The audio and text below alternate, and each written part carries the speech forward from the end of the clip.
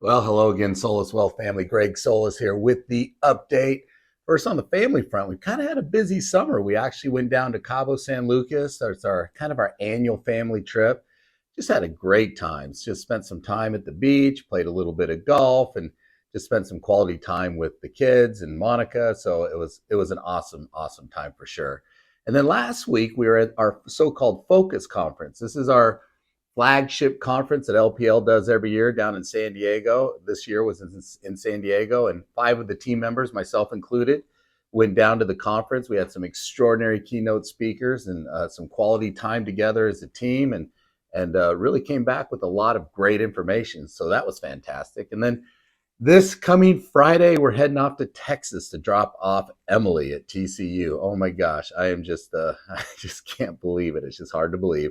Nicole will also be flying back to Hawaii to finish her senior year. And so the kids are busy. Jack's busy and Monica's busy. So a lot going on the family front, but all good stuff. I hope you and your family are well also. Market wise, well, if you remember last segment, I had mentioned that we were kind of anticipating a little bit of a pullback, maybe some consolidation. Well, we got that last week. On back on last Wednesday, we had a pretty good sell off, and really what sparked it was that Fitch came out and actually lowered the bond rating on the U.S. Treasury. Now, this happened back in 2008 where S&P came out and lowered the ratings on Treasury bonds. So this isn't the first time this has happened. We have seen it go before from AAA rated bond down to a AA plus rated bond, and that's what Fitch did. And that gave the market a good excuse to maybe take a little bit of profits.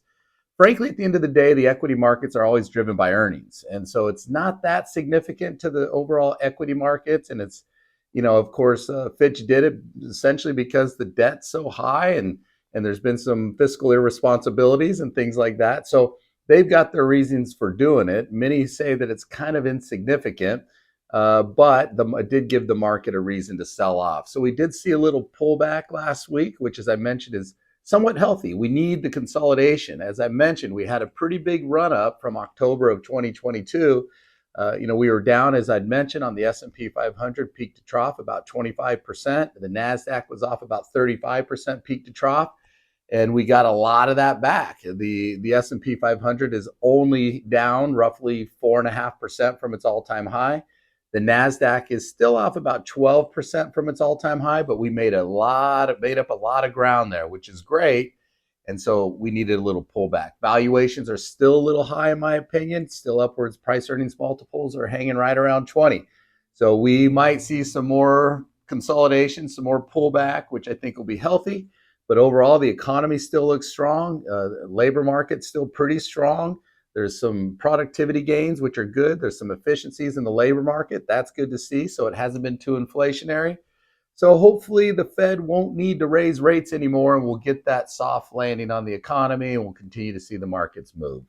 So, but hang on, it's going to be a little bit volatile as we kind of deal through with some of this valuation issues, and we get some pullbacks and some consolidation. But overall, things look pretty good. So that's it for now. If there's questions or concerns or anything we could do for you, obviously never hesitate to call us. We're here for you. My very best to you and your family. God bless.